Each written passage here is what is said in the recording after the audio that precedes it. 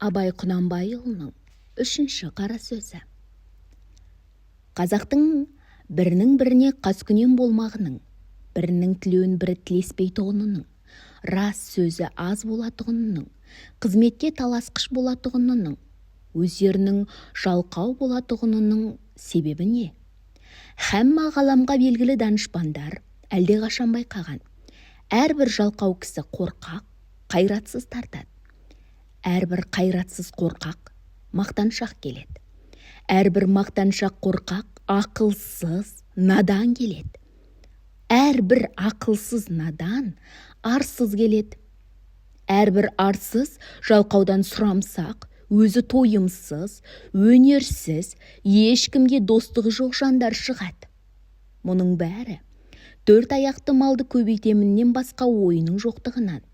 Өзге егін, сауда, өнер, ғылым, солар секілді нәрселерге салынса, бұлай болмас еді.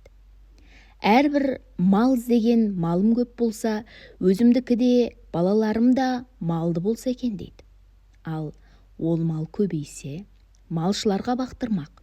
Өздері етке, қымызға тойып, сұлуды жайлап, жүйрікті байлап отырмақ.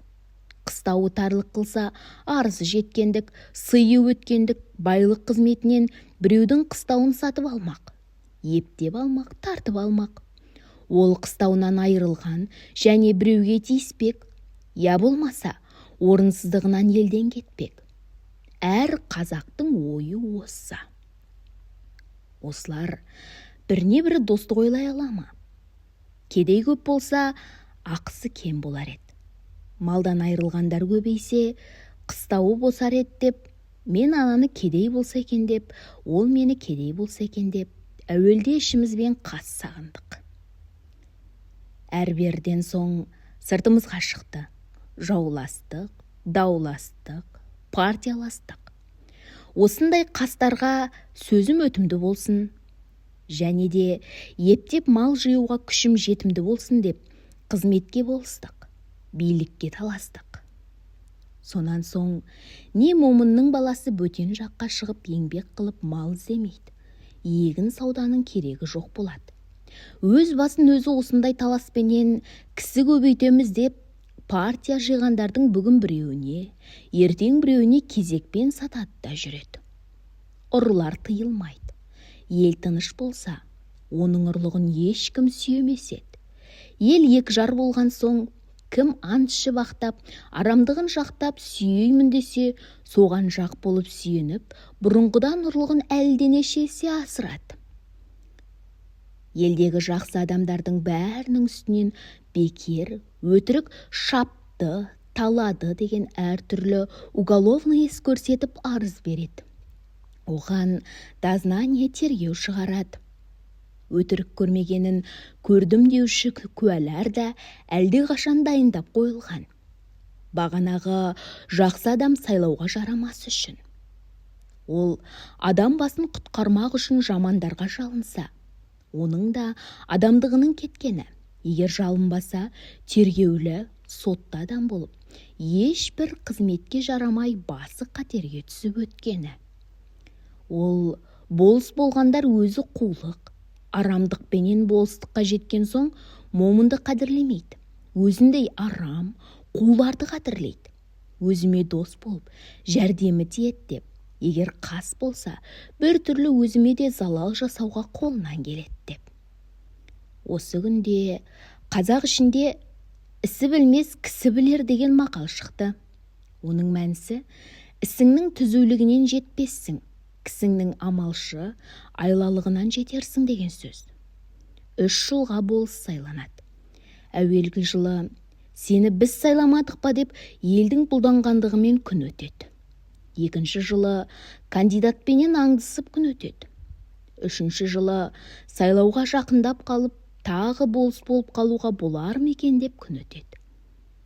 Енді несі қалды? Осы қазақ халқының осындай бұзықшылыққа тартып, жылдан жылға төмендеп бара жатқанын көрген соң, менің ойыма келеді.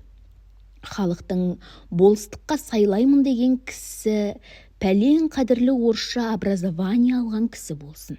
Егер де орталарында ондай кісі жоқ болса, яки бар болса да сайламаса, уездный начальник пенен военный губернатордың назначениесімен болады десе, бұл халыққа бек пайдалы болар еді.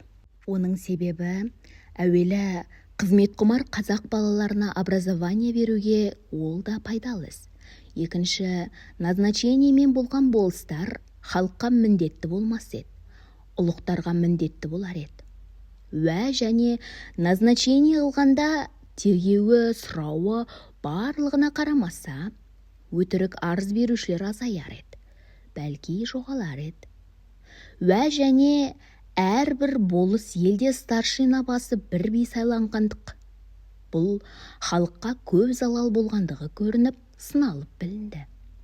Бұл билік деген біздің қазақ ішінде әрбір сайланған кісінің қолынан келмейді.